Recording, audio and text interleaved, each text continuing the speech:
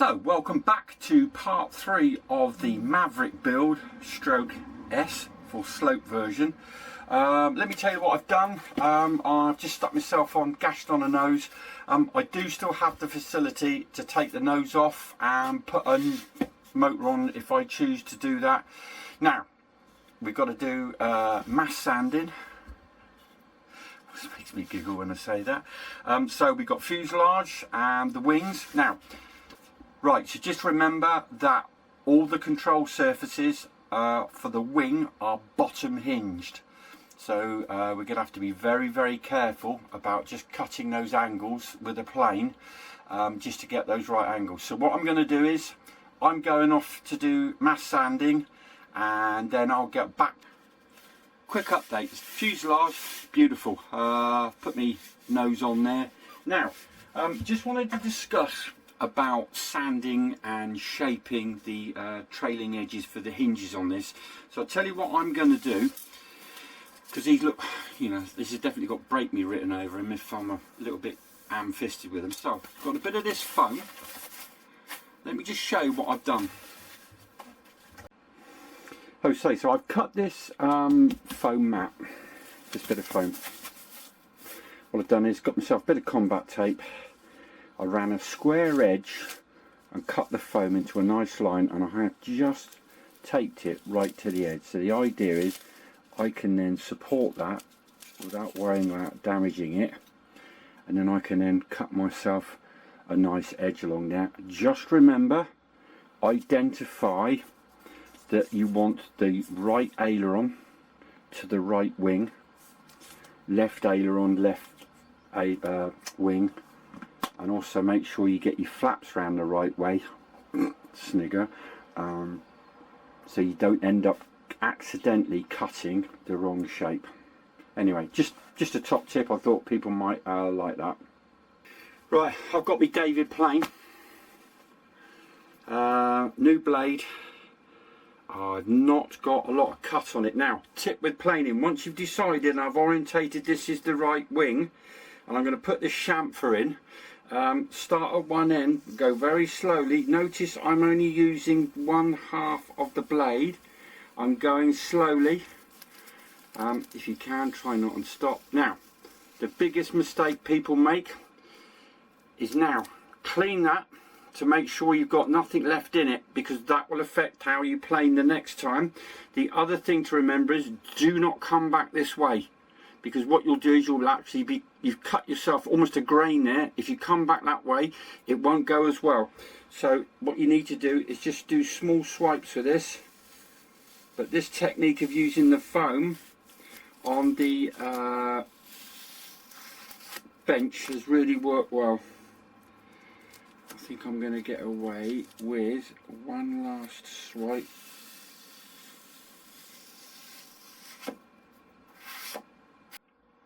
See what I mean about using this little bit of foam? So I'm just supporting it here, and then I'm just making sure that as I go across there, because obviously remember I told you to make sure that you actually trim this before you put this in. So we're just going across there just to make sure that they're all the same height. There you go. Lovely, but definitely stick this bit of foam down. It's definitely going to help your life.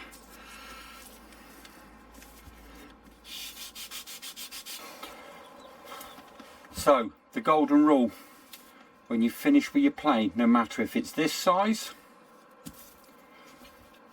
or this size, never ever do this.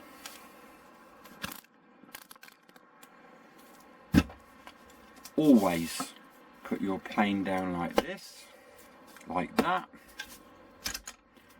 or like that. If you leave your plane like that, you will damage the blade, and if you set the blade at a specific angle, it will go out of angle, and that applies for the same size as this one. Always leave them on their side, or you're gonna get into big trouble with the plane police. And don't say I didn't warn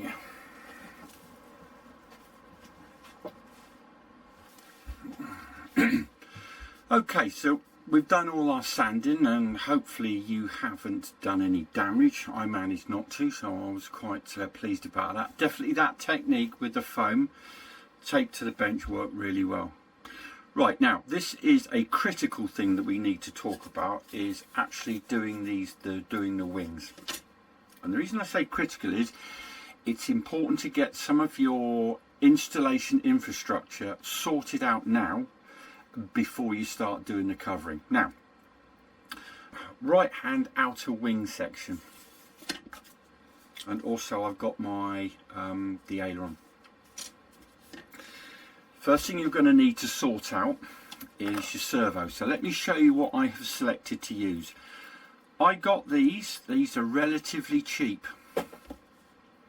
It's a wing servo from Kingsmax. I got them from the componentshop.co.uk, and they are called KM1002, and they are metal geared digital, and these fit in here absolutely lovely.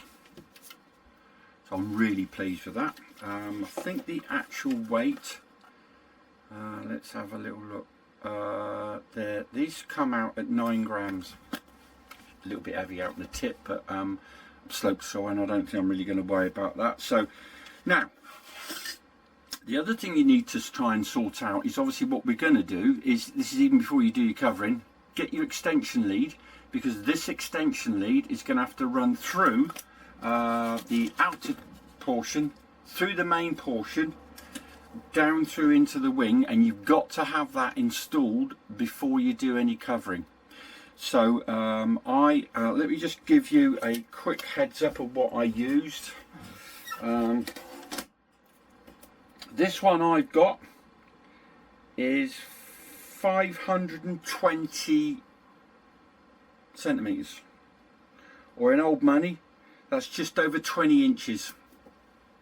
So get 2 of those, and the first thing you're going to have to do is get your servo sorted. This is what I'm going to do, is I am going to prepare this servo on both sides, get them ready to go, and then I will be spraying this because I'm going to be using a translucent film.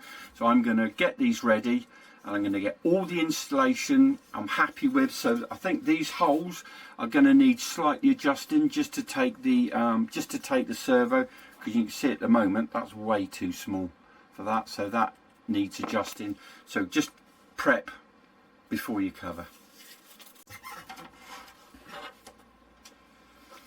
Right, one outer wing panel finished. Now let me just talk you through the thought process and little things you need to be aware of. Remember, you've got the little tag in the end to put in. Now, little tip there, when I put mine in, used the other part of the wing and joined it, got it accurately in position, very carefully just tacked it with some cyano on the wing tip end.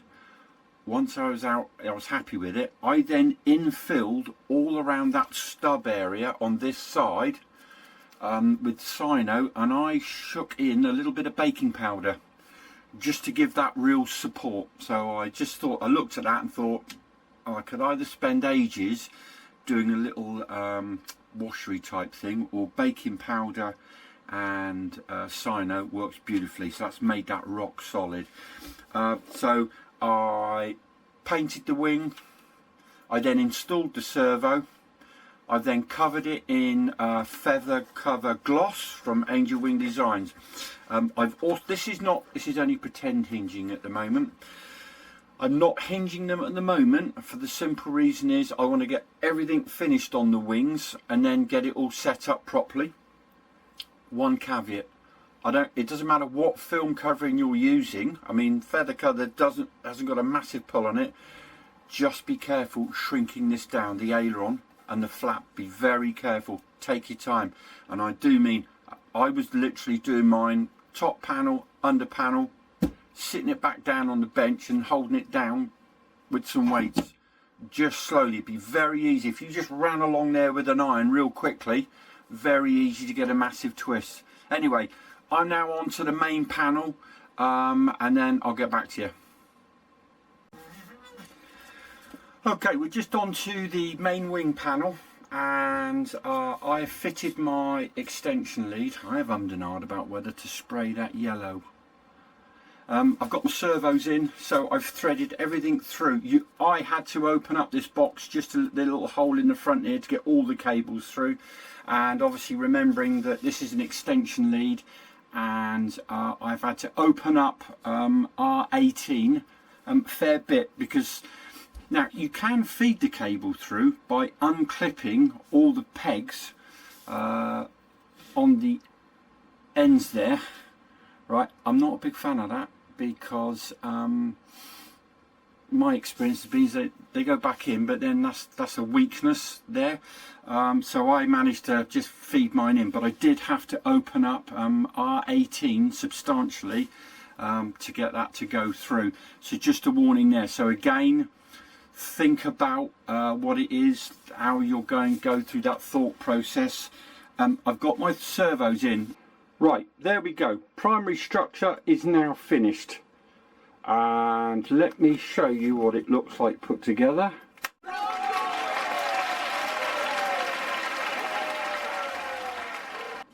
Right, all the primary structure is finished. Slava Ukraine. So the next video will be on the rudder and elevator installation, and the reason I've done that, they're going to do it as a separate video, is it's a slightly different technique on this, because we're using spring hinges on the rudder and the elevator.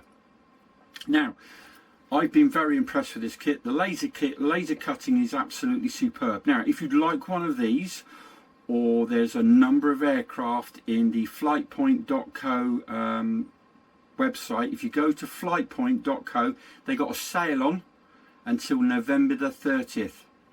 So if you fancy one of these or one of their other gliders, go to flightpoint.co and then just check out. They've got a deal on these, particularly these, until November the 30th. So go on, treat yourself for Christmas.